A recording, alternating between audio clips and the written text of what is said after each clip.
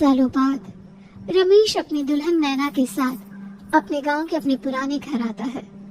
सभी लोग बहुत खुश थे। रूपा भी अपनी बहू का स्वागत करने में लगी थी।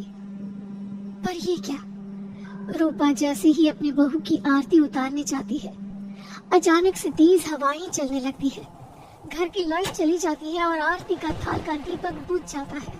माँ, ये सब क्या हो रहा है? अचानक से ये मौसम कैसे बदल गया? अरे बेटा, ये गांव है। गांव में अक्सर ऐसा ही होता है। किसी भी वक्त मौसम बदल जाता है और कभी भी लाइट चली जाती है। दीपाली बेटा, किचन से मोमबत्तियां तो ले आ। रूपा के कहने पर दीपाली किचन में मोमबत्ती लेने जाती है। लाइट ना होने की वजह से घर में काफी अंधेरा था, इसलिए दीपाली अपने फोन का टॉर्च ऑन करती है और टॉर्च ऑन करते ही उसे महसूस होता है जैसे कोई उसके सामने से गुजरा हो। मुझे ऐसा क्यों महसूस हुआ कि मैंने अभी यहाँ किसी को देखा? क्या सच में यहाँ कोई था या ये सिर्फ मेरा वहम था? अरे दीपाली बेटा, मिली कि नहीं मोमबत्ती? हाँ माँ, बस अभी लाती हूँ। दीपाली सारी बातों को भूलकर मोमबत्ती जलाती है और जैसे ही मोमबत्ती लेकर वापस बाहर जाने के लिए पीछे मुड़ती है तो उसके सामने एक 10 साल की छोटी बच्ची खड़ी होती है। उस बच्ची की एक झलक देखते ही दीपाली डर जाती है और जोर जोर से चिल्लाने लगती है। तभी अचानक से लाइट आ जाती है। दीपाली की आवाज सुनकर शंकर और छोटा भाई पवन उसके पास पहुंचते हैं। क्या हुआ दीपावली बेटा? पापा, मैंने किसी को देखा। दीदी, यहाँ पर कोई नहीं है। अंधेरे में वहम हुआ होगा आपको। अब चलो, दरवाजे पर भैया भाभी कब से खड़े हैं। दीपाली भी इसे अपना एक वहम समझकर सबके साथ बाहर चली जाती है, जहाँ वो लोग अपनी भाभी का स्वागत करते हैं। नैना अपने पैरों से कलश को गिराकर थाल में पैर रखती है और घर के अंदर जाती है। सब घर के अंदर चले जाते हैं। भाभी, मैं आपकी ननद नहीं, आपकी छोटी बहन और फ्रेंड की तरह हूँ, इसलिए कभी भी आपको ये लगे कि भैया आपको सता रहे हैं, तो आप उनकी शिकायत मुझसे कर देना। भाभी भैया की शिकायत करे या ना करे, पर मुझसे और माँ से तेरी शिकायत जरूर करेगी। सभी आपस में बैठकर हंसी मजाक कर रहे थे। नैना भी घूंघट किए अपने बिस्तर पर बैठी थी। वो सब आपस में बात कर ही रहे होते हैं कि तभी उन्हें एक अजीब डरावनी आवाज सुनाई देती है और कमरे की खिड़की अपने आप ही खुल जाती है। मुझे इसलिए गांव पसंद है। गांव में ऐसी ही डरावनी आवाजें आती हैं। मैंने तो सुना है गांव में बहुत सारे भूत भी होते हैं और इस मौसम को पता नहीं क्या हो रहा है। मुझे तो बहुत डर लग रहा है। मैं तो अपने कमरे में जा रही हूँ सोने। बाय भाभी, हम कल बात करेंगे। अब सब अपने कमरे में सोने चले जाते हैं।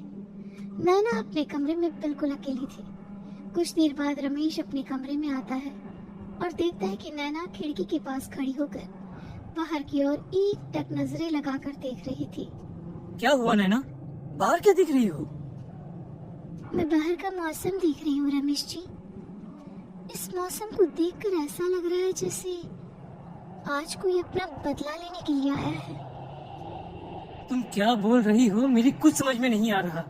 और वैसे भी रात काफी हो चुकी है, अब हमें भी सो जाना चाहिए। चलो।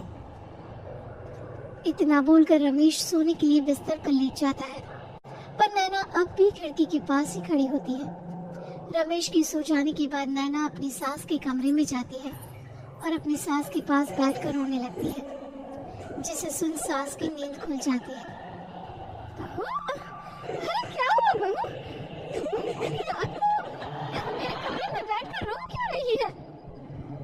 मम्मी जी, आपने मुझे क्यों नहीं अपनाया? आपको पता है, आपकी वजह से मुझे और मेरे परिवार वालों को गांव वालों के कितने ताने सुनने पड़े।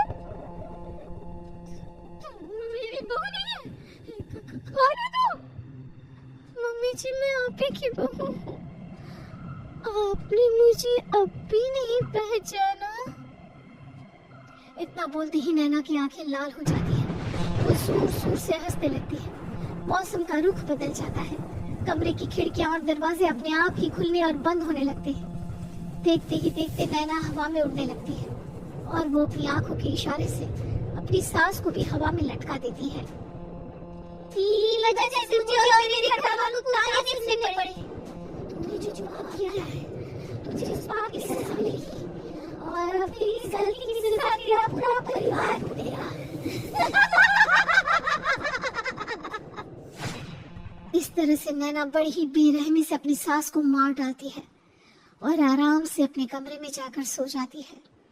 अगली सुबह जब घर वालों को कमरे में रूपा की लाश मिलती है तो उन लोगों के पैरों तले जमीन खिसक जाती है। कल तक माँ बिल्कुल ठीक थी, फिर अचानक ऐसा क्या हुआ रात को कि माँ हम सबको छोड़कर चली गई। सारी गलती मेरी है। बेटे की शादी की खुशी में मैं ही रात को घर वापस नहीं आया और चला गया अपने गांव के दोस्तों से मिलने।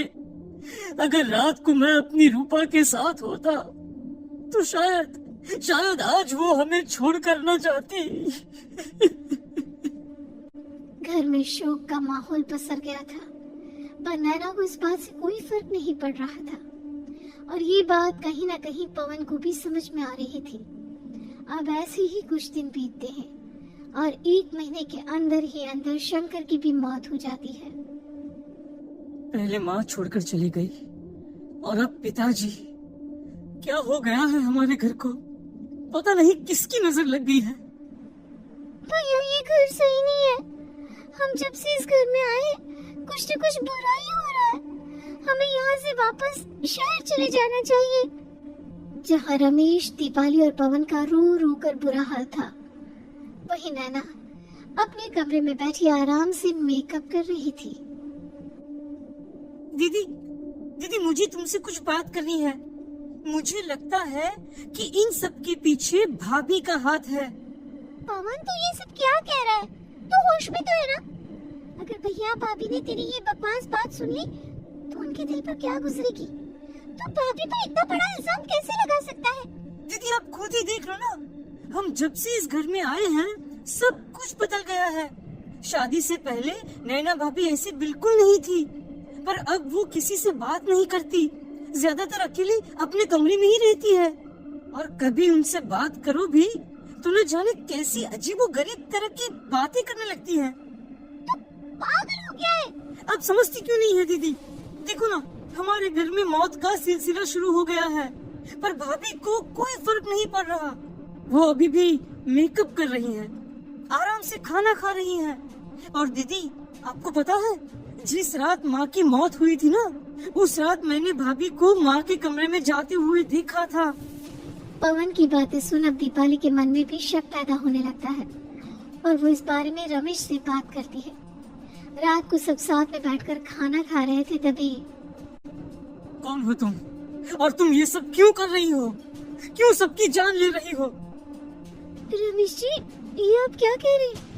मैं मेरा मम्मी जी पापा जी की जान क्यों लूंगी? मैंने कब कहा कि तुमने माँ पापा की जान ली? नैना, तुम तो मेरी पत्नी हो, तुम थोड़ी किसी को मारोगी। नैना, तुम नैना ही हो ना? रमेश की ये बात सुनते ही नैना खाना छोड़कर गुस्से में सबको देखने लगती है। नैना की गुस्से भरी आंख को देखकर तीनों भाई बहन डर जाते हैं। तभी नैना जोर जोर से हंसने लगती है। मैं ही हूँ आपकी पत्नी गौरी। गौरी का नाम सुनते ही रमेश के होश उड़ जाते हैं। आखिर कौन है ये गौरी? क्या है इस घर और घर वालों का राज?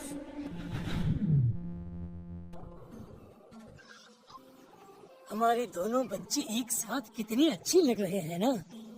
हाँ, कितने अच्छे दोस्त हैं दोनों। बस बड़े होने के बाद भी इनकी ये दोस्ती बनी रहे तो बच्चे कितने खुश रहेंगे। मैं क्या सोच रहा था कि क्यों ना हम अपनी दोस्ती को रिश्तेदारी में बदल दें। मैं अपने बेटे रमेश की शादी तेरी बेटी गौरी से करना चाहता हूँ। इस तरह हमारे बच्चे भी हमेशा साथ रहेंगे और हमारी दोस्ती भी रिश्तेदारी में बदल जाएगी। शंकर की इस बात से उसके दोस्त को बहुत अच्छा लगता है और वो अपनी बेटी की शादी रमेश से करवाने के लिए तैयार हो जाता है। बहुत जल्द दोनों परिवार मिलकर बचपन में ही रमेश और गौरी की शादी करा देते हैं। अरे शंकर, अपने बच्चों की शादी करवा कर हमने अपनी दोस्ती को रिश्तेदारी में बदल तो लिया, पर मैं चाहता हूँ कि अपनी गौरी का गौना 2 साल बाद करूँ, ताकि वो थोड़ी समझदार हो जाए। अरे हाँ हाँ दोस्त, बिल्कुल, हमें कोई दिक्कत नहीं है।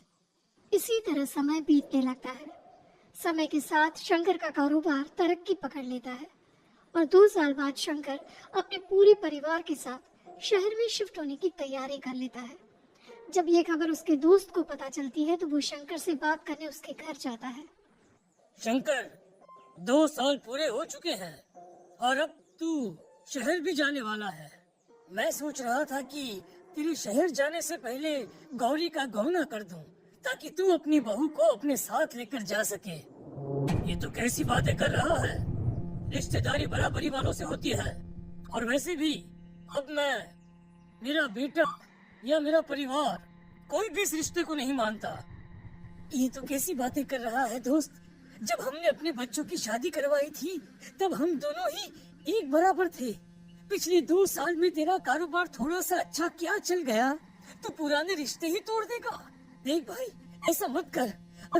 अगर तूने मेरी बेटी को अपनी बहू के रूप में नहीं अपनाया तो कोई भी मेरी बच्ची से शादी नहीं करेगा। अरे उसकी जिंदगी बर्बाद हो जाएगी। यार देख, वैसे भी बाल विवाह तो कानून मान्यता नहीं देता, फिर मैं कैसे दे दूं? तो अपनी बेटी के बड़े होने पर उसकी शादी किसी दूसरे लड़के से करवा देना। वैसे भी तब तक ना उसे और ना ही गांव वालों को ये बात याद रहेगी। मेरे बेटे को बख्श दे मेरे भाई। इस तरह से शंकर अपने दोस्त के परिवार और गौरी को गांव वालों के ताने सुनने और जिल्लत से भरी जिंदगी जीने के लिए छोड़ अपने परिवार वालों के साथ शहर चला जाता है। अरे इनकी गोरी में ही कोई दोष होगा, तभी तो लड़की वालों ने इनकी बेटी को अपनी बहू के रूप में नहीं अपनाया और उसको यहाँ छोड़कर शहर चले गए। अब कौन थामेगा इस लड़की का हाथ? अरे पता नहीं कैसा आदमी है जो गांव वालों के इतने ताने सुनकर भी सर उठाकर गांव में चल रहा है। अरे अगर मेरी बेटी के साथ ऐसा हुआ होता ना तो मैं तो शर्म के मारे मर ही जाता ना। दिन रात लोगों की नजरों में अपने लिए ग्रहण देख और सबकी ताने सुन सुन अब गौरी के पिता हिम्मत हारने लगते हैं और एक रात गौरी के माता पिता खुदकुशी कर लेते हैं। ये सदमा गौरी भी सहन नहीं कर पाती और उसकी भी मृत्यु हो जाती है। तुम्हारे परिवार की वजह से हम लोगों ने अपनी इज्जत और जान गंवाई। इसका बदला तो तुम्हें चुकाना पड़ेगा, वो भी अपनी जान लेकर। हंसते हुए अब नैना हवा में उड़ने लगती है। नैना अब पूरी तरह से बदल चुकी थी। गौरी की आत्मा उसके शरीर पर हावी हो चुकी थी। उसकी आंखें सफेद, पैर उल्टे, चेहरा काला और बाल बिखर गए थे। अब गौरी अपनी शैतानी शक्तियों से घर के हर कोने को अपने काबू में कर लेती है और सीधी दीवार पर जाकर चिपक जाती है। मुझे अपना बदला चाहिए। बदला लूंगी मैं तुम सबको खत्म कर दूंगी। गौरी इतनी तेज चिल्ला रही होती है कि उसकी आवाज से घर के सारे कांच टूट जाते हैं। सामान इधर उधर गिरने लगता है और ये सब देखकर तीनों भाई बहन के होश उड़ जाते हैं।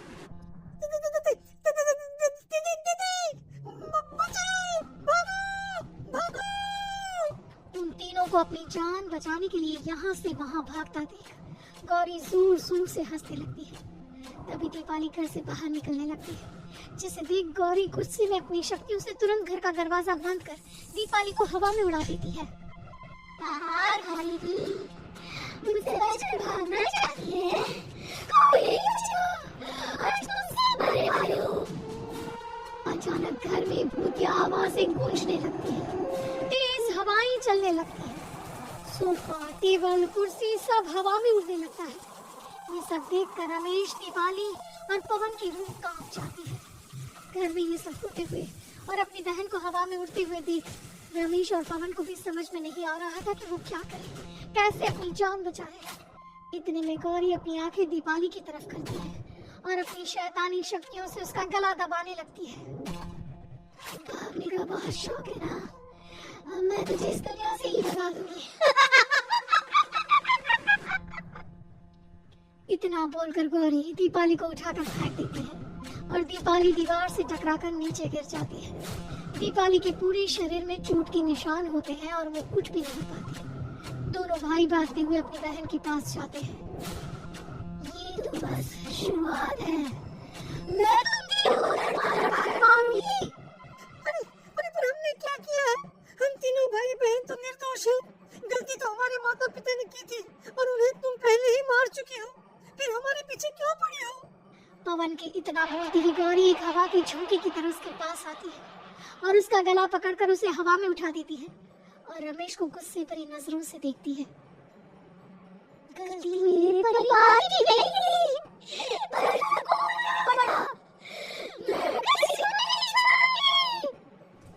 गौरी पवन को हवा में उछाल देती है, जिस पर कमरे की छत से टकराकर जमीन पर आकर वो गिरता है। उसके सर और शरीर पर जगह जगह चोट लग जाती है और खून बहने लगता है, जिसे देख अब रमेश से चुप नहीं रहा जाता। गौरी, तुम्हारा गुनहगार मैं हूँ। तुम्हारी शादी मुझसे हुई थी। अगर तुम्हें बदला चाहिए तो मुझसे लो। मेरे भाई बहन को छोड़ दो। तुम मुझे मार दो। मरना तो सबको पड़ेगा। अरे पर इसमें उन दोनों की कोई गलती नहीं है। प्लीज, मैं मानता हूँ कि तुम और तुम्हारे परिवार के साथ जो कुछ भी हुआ वो गलत था। पर गौरी, मैं प्लीज मेरे भाई बहन को छोड़ दो। उन्हें तो इस बात के बारे में कुछ भी पता नहीं है। उनका इस सबसे कोई लेना देना नहीं है।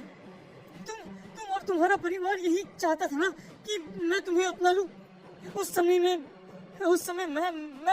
बच्चा था। मेरे पास इतनी समझ नहीं थी। पर आज मैं तुम्हें तुम्हारे इसी रूप में अपनाता हूँ। मेरे साथ जो करना है कर लो। बस मेरे भाई बहन की जान बख्श दो उनकी जान। रमेश की ये बात सुनकर गौरी का गुस्सा थोड़ा शांत होता है। ठीक है, मैं तुम्हारे भाई बहन को नहीं मारूंगी, पर तुम्हें मारना होगा और तुम्हारी आत्मा को मेरे साथ शादी करनी होगी। मुझे मंजूर है। अब रमेश गौरी के साथ छत पर जाता है और छत से नीचे कूद जाता है। रमेश के मरते ही गौरी उसकी आत्मा को अपने साथ ले जाती है और इस तरह से रमेश खुद मरकर अपने भाई बहन को बचा लेता है।